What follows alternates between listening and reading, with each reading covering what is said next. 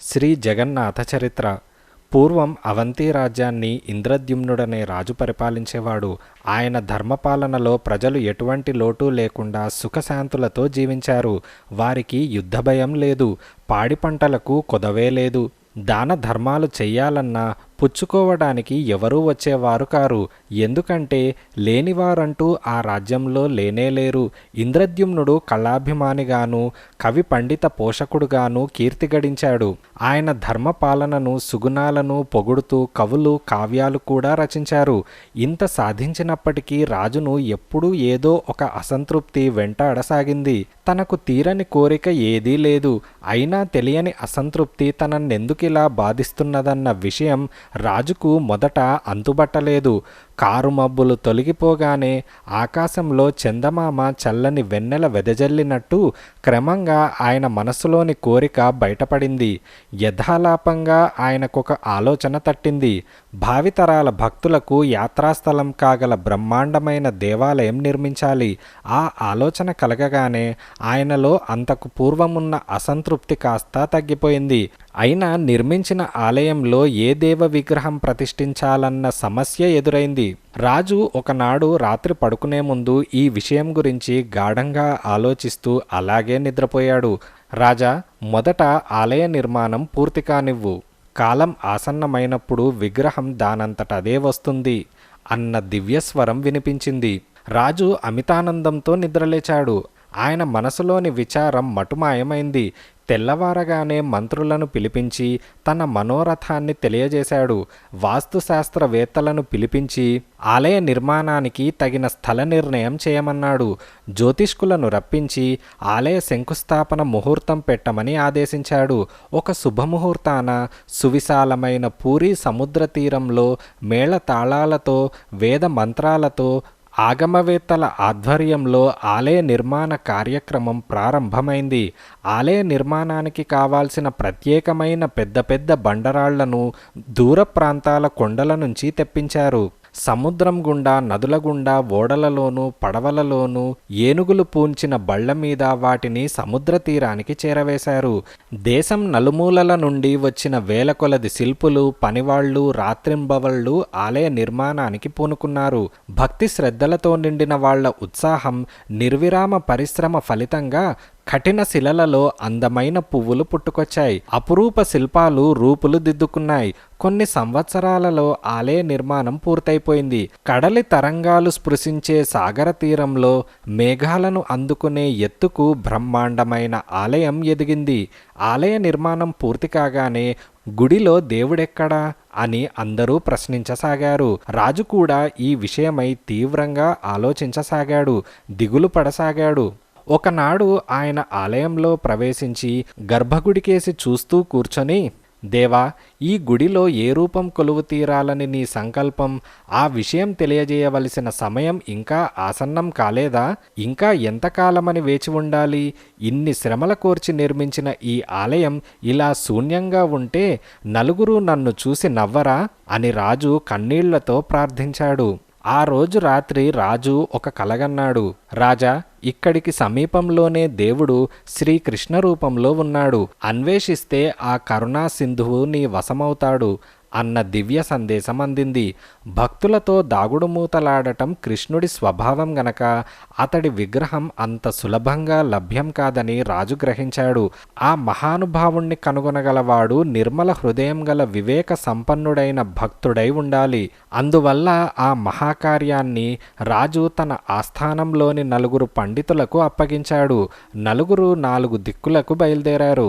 ఆ నలుగురిలో చిన్నవాడైన విద్యాపతి తూర్పు దిక్కుగా బయలుదేరి కొంత దూరం వెళ్ళి ఆ తర్వాత ఉత్తరం దిక్కుగా తిరిగాడు. అక్కడ అరణ్య ప్రాంతం ఎదురైంది. మనసులో కృష్ణుణ్ణి ప్రార్థిస్తూ తనను నడిపించే భారం దేవుడిదే అన్న శరణాగత భావంతో దేవుడు చూపిన మార్గంలో నడుస్తున్నట్టు భావిస్తూ అడవిలో ప్రవేశించాడు. పోను పోను అడవి మరీ దట్టం కాసాగింది. అరణ్యం మధ్య చిన్న కొండ కనిపించింది. కొండ నుండి లయబద్ధమైన సంగీతం వినవచ్చింది. ఇది సంగీత పర్వతం కాదు కదా అని అనుకుంటూ విద్యాపతి దానిని సమీపించాడు. మృదంగ ధ్వనులు, వేదనాదము, కరతాళ ధ్వనులు కలిసి ఒక అద్భుత గానం వినిపించింది.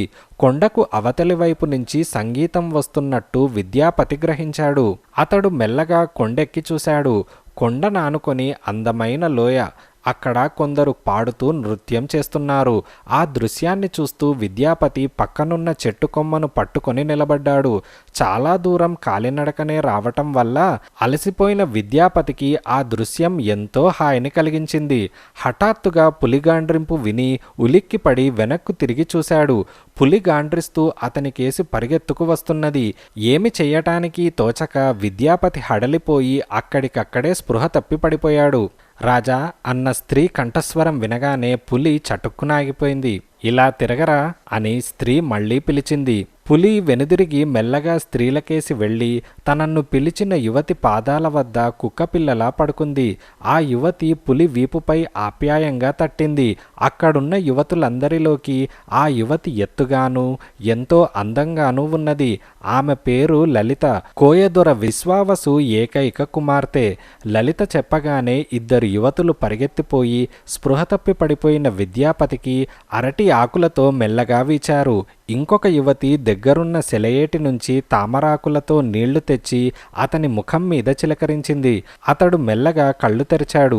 యువతులు తాగటానికి నీళ్లిచ్చారు. ఆ తర్వాత లలిత అతన్ని సమీపించి, నువ్వెవరో మాకు తెలియదు, ఎక్కడ నుండి ఎక్కడికి వెళ్తున్నావో కూడా తెలియదు. బహుశా అడవిలో దారి తప్పి ఇలా వచ్చి ఉంటావు. నిన్నీ స్థితిలో వదిలి వెళ్ళటానికి మనసొప్పడం లేదు. మా వెంట మా గూడానికి వస్తావా అని లలిత అడిగింది. ఆమె మాటలకు విద్యాపతి ఆనందించాడు. ఆమె వెంట వెళ్ళటానికి మౌనంగా లేచి నిలబడ్డాడు. లలిత ముందు దారితీయగా విద్యాపతి చెలికెత్తలు ఆమె వెంట నడిచారు. లలిత ఒక యువతిని దగ్గరకు పిలిచి తాము వస్తున్న సంగతి తండ్రికి ముందుగా తెలియజేయమని చెప్పింది. ఆ యువతి పరిగెత్తుకుంటూ వెళ్ళి కొంతసేపటికి చెట్ల మధ్య మాయమైంది. మరికొంతసేపటికి ఎదురుగా ఉన్న చిన్న కొండ మీద ఆజానుబాహుడైన కోయదొర విశ్వవసు ఎదురై విద్యాపతికి చేతులెత్తి నమస్కరిస్తూ, మీకు మా హృదయపూర్వక స్వాగతం తెలియజేస్తున్నాం అని గంభీరంగా అన్నాడు. విద్యాపతి ప్రతి నమస్కారం చేస్తూ, ఇంద్రద్యుమ్న మహారాజుగారు పంపగా ఒక దైవ కార్యార్థం నేను ఇటు వచ్చాను అని విద్యాపతి అన్నాడు.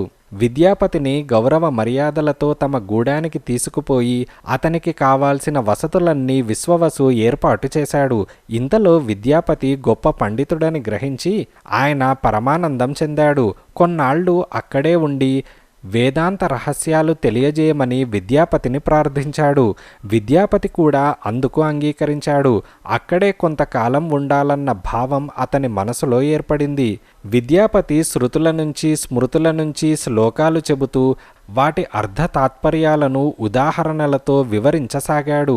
ఆయన వివరణలను విశ్వవసు, లలిత చాలా ఆసక్తిగా విన్నారు. ఆ సమయంలో లలిత తన పట్ల అభిమానం చూపడం విద్యాపతి గమనించాడు. కానీ తాను సాధించాలని బయలుదేరి వచ్చిన కార్యం మహోన్నతమైనది. అందువల్ల అతడు దానిమీదే మనసు లగ్నం చేసి తరచూ భగవద్ధ్యానంలో గడిపేవాడు. ఉన్నట్టుండి విద్యాపతికి జబ్బు చేసింది. ఆ సమయంలో లలిత దగ్గరే ఉండి పరిచర్యలు చేసింది. ఒకరికొకరు సన్నిహితులయ్యారు. ఆ సమయంలో లలిత మాత్రమే కాదు, తను కూడా ఆమెను అభిమానిస్తున్నట్టు విద్యాపతి గ్రహించాడు. ఇరువురికి వివాహం జరిపించాలని విశ్వావసు ఆశించాడు. అందుకు విద్యాపతి కూడా సమ్మతించాడు. వసంత ఋతువు రాకతో ప్రకృతి పచ్చదనంతోనూ రకరకాల పువ్వులతోనూ నిండిపోయింది. కోయిల పాటలు, కోయ యువతుల ఆటపాటల మధ్య లలిత విద్యాపతుల వివాహం అత్యంత వైభవోపేతంగా జరిగింది. సంతోషంగా కొన్నాళ్లు గడిచిపోయాయి. లలితను పెళ్లాడినందుకు విద్యాపతి సంతోషించాడు. సంతోషించినప్పటికీ తన రాజధాని నుంచి వచ్చిన దైవకార్యం ఇంకా నెరవేరలేదన్న బాధ అతన్ని అనుక్షణం వేధించసాగింది. ఈ సమయంలో అతడొక విషయం గమనించాడు. విశ్వావసు రోజు తప్పకుండా వేకువజామున నిద్రలేచి ఎక్కడికో వెళ్ళి సూర్యోదయం అయ్యాక తిరిగి వస్తున్నాడు. గాలి, వాన, తుఫాను ఏది వచ్చినా అతడు వెళ్ళడం మానడం లేదు. విశ్వావసు అచంచలమైన పట్టుదలకు విద్యాపతి ఆశ్చర్యం చెందాడు. విశ్వావసు అలా ఎక్కడికి వెళ్ళి వస్తున్నాడో తెలుసుకోవాలన్న ఆసక్తి అతనికి ఎక్కువైంది. లలితను అడిగాడు. అది మా వంశానికి సంబంధించిన రహస్యం. దానిని ఎవరికీ చెప్పకూడదు. అయినా భర్తవైన నీ నుంచి ఎటువంటి రహస్యాలు దాచలేకుండా ఉన్నాను. ఇక్కడికి సమీపంలో ఒక గుహ ఉన్నది. ఆ గుహలోపల తరతరాలుగా మా పెద్దలు పూజిస్తున్న దేవుడున్నాడు. ఆ దేవుణ్ణి ఆరాధించడానికే మా తండ్రి రోజు తప్పకుండా వెళ్ళి వస్తాడు. మా తండ్రిలాగానే మా తాత ముత్తాతలు కూడా ఆ దేవుణ్ణి ఆరాధించారని చెబుతారు అని లలిత అన్నది. నాకు ఆ దేవుణ్ణి చూడాలని ఉన్నది అని విద్యాపతి ఉత్సాహంగా అన్నాడు. ఆ దేవుణ్ణి గురించి ఇతరులకు చెప్పడమే అపరాధంగా భావిస్తాడు మా తండ్రి. అలాంటప్పుడు చూడటం అంటే ఇంకేమైనా ఉందా? దయచేసి ఆ కోరికను వదులుకోండి అని లలిత ప్రాధేయపడే ధోరణిలో అన్నది. నేను నిన్ను పెళ్లాడిన తర్వాత కూడా నన్ను పరాయివాడిగానే భావిస్తున్నావా అని విద్యాపతి బాధపడుతూ అడిగాడు. లలిత కొంతసేపు మౌనం వహించి, సరే, నిన్ను ఆ గుహ దగ్గరికి తీసుకువెళ్ళి దేవుణ్ణి చూపమని మా తండ్రితో చెబుతాను. నిశ్చింతగా ఉండు అని లలిత చెప్పింది. ఆ రోజు రాత్రి లలిత గుహలోని దేవుణ్ణి చూడాలన్న తన భర్త కోరికను తండ్రికి తెలియజేసింది. విశ్వావసు కోపంగా ఆమె కేసి చూశాడు. కానీ ఆమె ఏమీ మాట్లాడలేదు. కొంతసేపు మౌనం వహించి లలిత, నాన్న, నేను మీకు ఏకైక సంతానం కదా. మీ అనంతరం మీరు ఆరాధిస్తున్న దేవుణ్ణి ఎవరు పూజించగలరు? ఆ బాధ్యత మీ అల్లుడైన విద్యాపతికి ఉన్నది కదా. అలాంటప్పుడు ఆ దేవుణ్ణి ఆయనకు చూపడంలో తప్పేమిటి అని లలిత అడిగింది. తల్లి, నీ భర్త విద్యాపతి ఈ అడవిలో మనతో శాశ్వతంగా ఉండిపోగలడనుకుంటున్నావా అని విశ్వావసు అడిగాడు. మీరు ఆయనను మీ కుమారుడిలా అనురాగంతో చూసుకుంటే ఉండక ఎక్కడికి పోతాడు అని లలిత సమాధానమిచ్చింది. వెంటనే విశ్వావసు, తల్లి, విద్యాపతి మనకు భిన్నమైన వాతావరణానికి, ఆచార సాంప్రదాయాలకు, సంస్కృతికి అలవాటు పడినవాడు. అయినా నీకోసం అతని కోరిక తీరుస్తాను అంటూ విశ్వావసు ఆప్యాయంగా కుమార్తె తల నిమిరాడు. తాను దేవుణ్ణి పూజించే బాధ్యతను వేరొకరికి అప్పగించేటప్పుడు మాత్రమే ఆ గుహకు వెళ్లే మార్గాన్ని చూపాలన్న నియమాన్ని మాత్రం విశ్వావసువు అతిక్రమించలేనన్నాడు.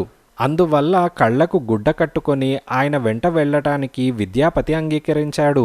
మర్నాడు యథాప్రకారం సూర్యోదయానికి 1 గంట ముందే విశ్వావసు నిద్రలేచి సిద్ధమై విద్యాపతి కళ్లకు నల్లగుడ్డను కట్టి అతని కుడిచేయి పట్టుకొని నడిపిస్తూ తిన్నగా గుహకు బయలుదేరాడు. అయితే విద్యాపతి ఎవరికీ తెలియకుండా ఎడమ చేతిలో గుప్పెడు ఆవాలు తీసుకొని దారి పొడుగునా జార విడుస్తూ విశ్వావసు వెంట నడిచాడు. ఇంతలో వారు గుహ చేరిన తర్వాత, నాయనా, మనం గుహను సమీపించాం. తలను కొంచెం కిందకి దించు, గుహలో ప్రవేశించాలి అంటూ విశ్వావసు అతని కళ్లకు కట్టిన గుడ్డను మెల్లగా విప్పాడు. విద్యాపతి నిదానంగా కళ్ళు తెరిచాడు. గాఢాంధకారం అలుముకొని ఉన్నది. క్రమంగా అతని దృష్టి గుహలోపల ఉన్న ఒక పెద్ద రాతి పీఠం మీద పడింది. విశ్వావసు ఆ పీఠం మీద కొన్ని పువ్వులుంచాడు. హఠాత్తుగా అక్కడ మెరుపుల నీలవర్ణ ప్రకాశం మెరిసింది. ఒక్క క్షణంలో విద్యాపతికి వేణువును ఊదుతూ ఉన్న శ్రీకృష్ణ రూప దర్శనమైంది.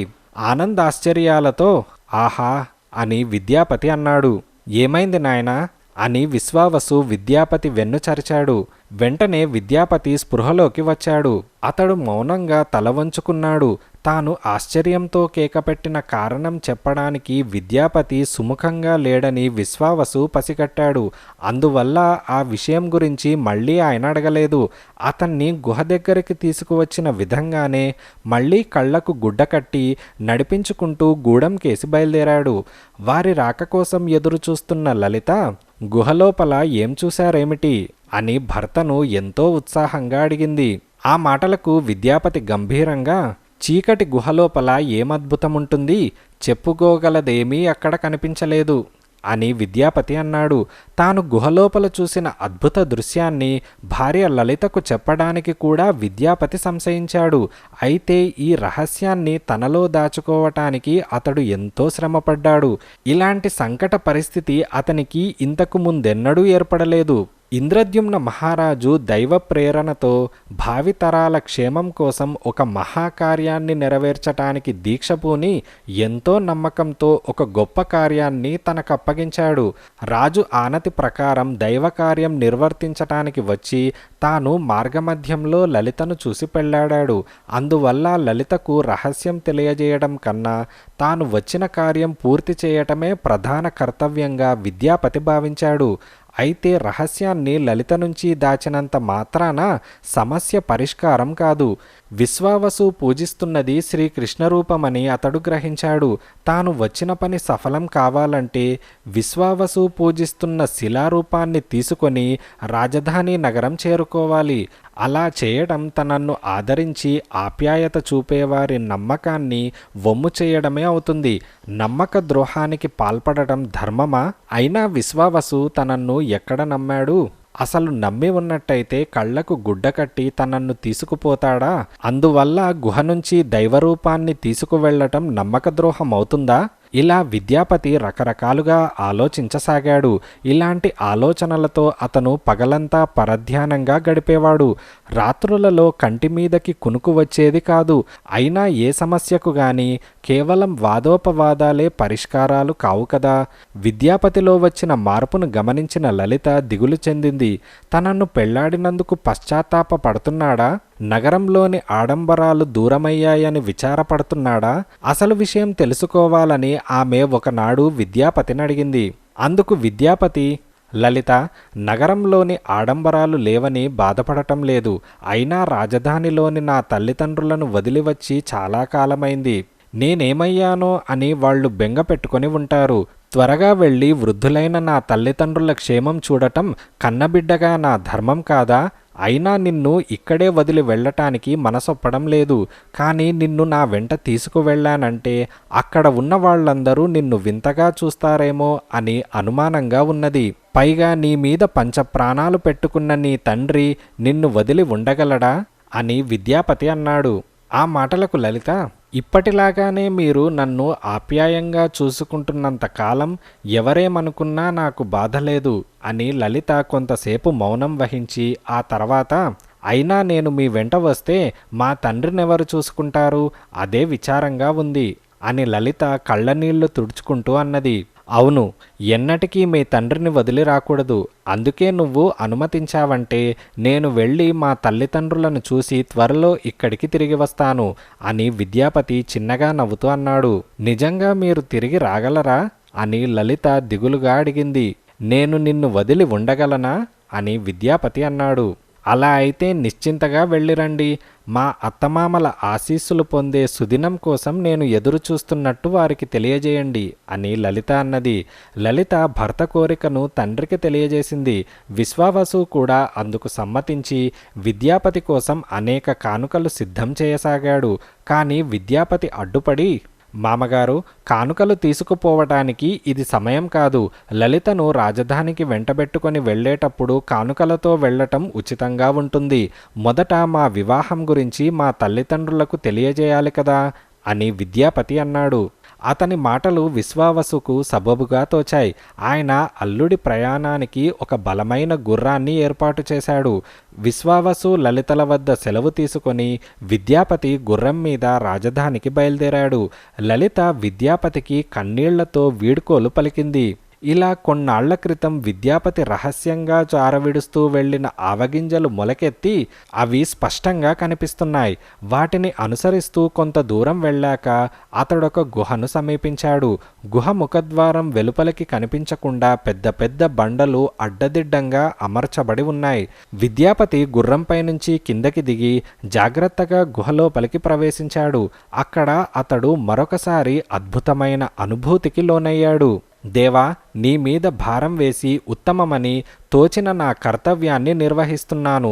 అపరాధమైతే క్షమించి రక్షించు అని విద్యాపతి మనసులో ప్రార్థిస్తూ విశ్వావసు పువ్వులు ఉంచిన రాతిపీఠం మీద చిన్న శిలాప్రతిమను తీసుకొని కళ్ళకద్దుకొని సంచిలో వేసుకొని విద్యాపతి వెలుపలికి వచ్చి గుర్రమెక్కి ఎటుపోవాలో మార్గం తెలియకపోయినప్పటికీ ఆ భగవంతుడే దారి చూపగలడన్న దృఢ విశ్వాసంతో గుర్రాన్ని ముందుకు అదిలించాడు. విద్యాపతి కొన్ని గంటలు ప్రయాణం చేశాక అరణ్యం దాటి పచ్చిక మైదానాలను చేరుకున్నాడు. తాను వచ్చిన కార్యం సాధించినందుకు సంతోషిస్తూ చిన్న కొలనుగట్టున దిగి ఒక బండపై కూర్చొని లలిత కట్టి పంపిన మూట విప్పి అన్నం తిని చెట్టు కింద కొంతసేపు విశ్రాంతి తీసుకున్నాడు.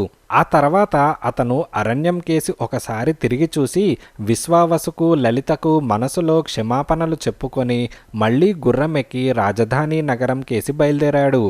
సాయంకాలానికి అతడు రాజధాని నగరం చేరుకొని తిన్నగా రాజప్రాకారానికి వెళ్ళాడు. విద్యాపతిని దూరం నుంచే చూసిన ఒక అధికారి అతని రాకను రాజుకు ముందుగానే తెలిపాడు. రాజు పరమానందంతో ఎదురు వచ్చి, నీ రాక కోసం ప్రతి క్షణం ఎదురు చూస్తున్నాను. వెళ్ళిన కార్యం జయప్రదమైంది కదా అని రాజడిగాడు. ప్రభు, నేను అన్వేషిస్తూ వెళ్ళిన దివ్య ప్రతిమను తెచ్చాననే భావిస్తున్నాను. అయినా అని విద్యాపతి ఇంకేదో చెప్పబోయి ఆగిపోయాడు. సంకోచం లేకుండా చెప్పు. జీవితంలో గొప్ప కార్యాలు సాధించాలంటే అవరోధాలు, ఆటంకాలు తప్పవు. ఈ మహాకార్యం సాధించటానికి నీకు ఎదురైన సమస్య ఏమిటి? చెప్పు, పరిష్కరించడానికి ప్రయత్నిస్తాను అని రాజన్నాడు. ప్రభు, నా బాధను ఎవ్వరూ తీర్చలేరు. నేను అన్వేషిస్తూ వెళ్ళిన దివ్య వస్తువును దొంగలించుకొని వచ్చాను. అది కూడా నన్నెంతగానో ఆదరించి తన ఏకైక కుమార్తెనిచ్చి వివాహం చేసిన పుణ్యమూర్తికి తెలియకుండా ఆ వస్తువును తెచ్చాను. నేను చేసిన దుష్కృత్యం రేపు వేకువజామునే వారి దృష్టికి రాగలదు. అప్పుడు వాళ్ళెంతగా తల్లడిల్లిపోతారో అని విచారంగా ఉంది అని విద్యాపతి అన్నాడు. ఆ మాటలకు రాజు, నువ్వీ క్షణం నుంచే ఇలాంటి ఆలోచనలను వదిలిపెట్టాలి. ఎందుకంటే మన దేవాలయ నిర్మాణానికి దూర తీరాల నుంచి వచ్చిన వేలాది మంది శిల్పులు రేయింబవళ్ళు తమ శ్రమను ధారపోశారు. మనము దానికెంతో ధనం వెచ్చించాం, పాటుపడ్డాం. లోకక్షేమం కోసం ఈ దైవకార్యం పూర్తి కావటానికి ఇంకొకరు వేరొక దాన్ని కోల్పోవటంలో ఆశ్చర్యం లేదు. అందుకు బాధపడవలసిన అవసరం లేదు. పైగా సముద్రంలో ఒక దుంగ కొట్టుకు వస్తున్నట్టు నాకు కల ద్వారా దివ్య సందేశం అందింది. ఆ దుంగతో దైవరూపాన్ని చెక్కి దాని లోపల నువ్వు తెచ్చిన దివ్య ప్రతిమను భద్రపరిచి ఆలయంలో ప్రతిష్ఠిద్దాం. దానిని దర్శించటానికి నీకు ఆతిథ్యమిచ్చిన ఆ మహానుభావుడు కూడా ఆనందించగలడు అంటూ రాజు విద్యాపతిని ఓదార్చాడు. మర్నాడు సూర్యోదయానికి 1 గంట ముందే విద్యాపతితో సహా రాజు తన పరివారంతో బయలుదేరి సముద్ర తీరం చేరాడు. సరిగ్గా సూర్యోదయ సమయానికి, అదిగో కనిపిస్తున్నది కదా, అలల మీద తేలుతూ వస్తున్నది చూడండి అని రాజు పట్టరాని ఉత్సాహంతో అన్నాడు. అవునవును, కనిపిస్తున్నది, గుండ్రటి పొడవాటి దుంగ అని మంత్రితో సహా అక్కడున్నవారందరూ అన్నారు. మరుక్షణమే అక్కడ సిద్ధంగా ఉన్న 10 పడవలు సముద్రంలోకి ప్రవేశించాయి. పడవలలోని మనుషులు దుంగను సమీపించి దానిని తీరం కేసి నెట్టడానికి ప్రయత్నించారు. కానీ అది కదలలేదు. ఆశ్చర్యంతో కొందరు ఈతగాళ్లు పడవల నుంచి నీళ్లలోకి దూకి దుంగను ముందుకు తోశారు. కానీ అది ఏమాత్రం కదలలేదు. పడవలతో నెట్టి చూశారు. ప్రయోజనం కనిపించలేదు. దుంగకు తాళ్లను బిగించి పెద్ద పెద్ద పడవల నుంచి గట్టుకేసి లాగారు. దుంగ 1 అంగుళం కూడా ముందుకు సాగలేదు. ఈ పరిస్థితిని చూసి రాజు విచారం చెందాడు. విద్యాపతికి గాని మంత్రులకు గాని ఏమి చేయడానికి తోచలేదు. అలలపై బెండులా తేలే దుంగ ఇలా కొండలాగా కదలకపోవటమేమిటి? దీనిని తీరానికి చేర్చకుండా వెనుదిరగడం లేదు అన్న పట్టుదలతో రాజు అక్కడే ఉండిపోయాడు. సాయంకాలమై రాత్రైంది. బంగారు పల్లకీలో రాణి సముద్ర తీరానికి వచ్చి రాజుతో, ప్రభు, తెల్లవారే వరకు ఇక్కడే ఉండిపోతారా అని అడిగింది. దేవి, ఏం చేయటానికి తోచడం లేదు అంటూ రాజు కళ్ళు మూసుకొని 1 క్షణం ఆలోచించి, ఆపండి అని సముద్రం కేసి చూస్తూ అన్నాడు. ఆ తర్వాత విద్యాపతిని దగ్గరకు పిలిచి, దుంగ ఎందుకు కదలటం లేదో ఇప్పుడు నాకర్థమైంది. నువ్వు తీసుకువచ్చిన దివ్య ప్రతిమను ఇంతకాలం అరణ్యంలో పూజిస్తూ వచ్చిన మహానుభావుడి వద్దకు తీసుకుపో అని రాజన్నాడు. విద్యాపతి దారి చూపగా మంత్రి దండనాథులు వెంటరాగా రాజు అరణ్యం మధ్యలోని కోయదొర విశ్వావసు గూడెంకేసి బయలుదేరాడు. మర్నాడు మధ్యాహ్నానికి వారు కోయగూడాన్ని ఆనుకొని ఉన్న కొండ మీదకి చేరారు. ఆ కోయగూడెం ఎప్పుడూ ప్రశాంతంగానే ఉండేది. కానీ నిన్న ఉదయం నుంచి అది మరింత ప్రశాంతంగా విషాదంతో నిండి ఉన్నది. రోజులాగే వేకువజామున ఇల్లు వదిలి వెళ్లిన విశ్వావసు కొంతసేపటికల్లా తిరిగి వచ్చి కూతురితో, తల్లి, నీ భర్త ఎంత పని చేశాడు అని అంటూ వాకిట్లో పడి మూర్ఛపోయాడు. లలిత భయపడిపోయింది. బంధువులు విశ్వావసును ఇంటి లోపలికి చేర్చి ముఖం మీద నీళ్లు చిలకరించారు. ఆయన మెల్లగా కళ్ళు తెరిచి చుట్టుపక్కల కలయజూసి మళ్లీ బాధగా కళ్ళు మూసుకున్నాడు. జరిగిన సంగతి లలితకు అర్థమైంది. తరతరాలుగా పూజిస్తూ వచ్చిన దివ్య ప్రతిమను విద్యాపతి అపహరించుకుపోవటం వల్లే తన తండ్రి ఇలా దిగ్భ్రాంతికి లోనై శోకమూర్తి అయ్యాడని ఆమె గ్రహించింది. విద్యాపతి తనన్నెంతగానో అభిమానించినప్పటికీ అతడు అడవిలో తమతో గడపడానికి అభిమానం ఒక్కటే కారణం కాదని, మరేదో సాధించడానికే అతడు తమతో గడిపాడని ఆమె అనుకున్నది. ఆ పగలు రాత్రి విశ్వావసు మూసిన కళ్ళు తెరవలేదు. లలిత నిద్రాహారాలు మాని తండ్రి పక్కనే కూర్చున్నది. మర్నాడు వేకువజామున విశ్వావసు యథాప్రకారం గుహకేసి నడిచాడు. ఆయన వెంట లలిత ఇతర బంధుగణం బయలుదేరారు. విశ్వావసు గుహలోపలికి వెళ్ళి రాతి పీఠాన్ని కౌగిలించుకొని విలపించసాగాడు. అందరూ ఎంత వేడుకున్నప్పటికీ ఆయన అక్కడ నుంచి లేవటానికి ఒప్పుకోలేదు. మధ్యాహ్న సమయానికి ఒక కోయ యువకుడు గుహకేసి పరిగెత్తుకుంటూ వచ్చి, కొండపై నుంచి కొందరు మన గూడెంకేసి వస్తున్నారు, వాళ్లల్లో రాజు కూడా ఉన్నాడు అని కోయ యువకుడు చెప్పాడు. మరికొంతసేపటికి మరొక యువకుడు పరిగెత్తుకు వచ్చి, వాళ్లల్లో విద్యాపతి కూడా ఉన్నాడు అని చెప్పాడు. ఇంతలో వారిలో ఒక మధ్య వయస్కుడు, ఆహా, మన వద్ద ఉన్న దివ్య ప్రతిమను అపహరించుకుపోయినప్పటికీ తృప్తి కలగలేదన్నమాట. ఇప్పుడు మనకున్నదంతా దోచుకుపోవడానికి వాళ్ళు వస్తున్నట్టున్నది అని ఒకడన్నాడు. కాదు కాదు, వస్తున్న వారి వద్ద ఆయుధాలు లేవంటున్నారు కదా, మన దొరను పరామర్శించటానికే రాజుగారు వస్తున్నారు అని ఒక వృద్ధుడు అన్నాడు. విశ్వావసు లేచి గుహ నుంచి వెలుపలికి వచ్చి చేతులు జోడించి నిలబడ్డాడు. రాజు వచ్చి రాగానే ఆయనను అమాంతం కౌగిలించుకొని, మహాత్మా, అసలు దొంగను నేను, నీ అల్లుడు కాదు, నన్ను క్షమించు అని రాజన్నాడు. విశ్వావసు కన్నీళ్లు తుడుచుకుంటూ రాజుకు పక్కనే ఉన్న ఒక బండను చూపాడు. రాజు దాని మీద కూర్చొని, విశ్వావసు, నేను చెప్పిందంతా దయతో విను అంటూ దైవ ప్రేరణతో తాను పూరీ సముద్రంలో ఆలయం నిర్మించటము, ఆలయంలో ప్రతిష్ఠించడానికి విగ్రహం కోసం పండితులను పంపిన సంగతి, విద్యాపతి చేసిన పని వివరించి, విశ్వావసు, ఇన్ని తరాలుగా ఆ దేవుడు మీ వంశస్థుల పూజలు అందుకుంటున్నాడు. ఇక మీదట భక్తులందరి పూజలు అందుకోవాలన్నది భగవత్ సంకల్పం. ఆ దివ్య ప్రతిమను దుంగతో చేసే విగ్రహం లోపల భద్రపరుస్తున్నాం. అందుకు నీ అనుమతిని అర్థిస్తున్నాం అని రాజన్నాడు. విశ్వావసు మౌనంగా తలాడించాడు. ఆ తర్వాత రాజు మళ్ళీ సముద్రం అలలపై తేలుతున్న దుంగ తీరం కేసి కదలకపోవటం గురించి చెప్పి, విశ్వావసు, భక్తుడైన నీ ఆధ్వర్యంలోనే విగ్రహ ప్రతిష్టాపన జరగాలన్నది దైవ సంకల్పం. కాబట్టి నువ్వు మా వెంట వచ్చి దుంగను తాకి దైవకార్యం నిర్విఘ్నంగా పూర్తి చేయటానికి సహాయపడాలి అని రాజన్నాడు.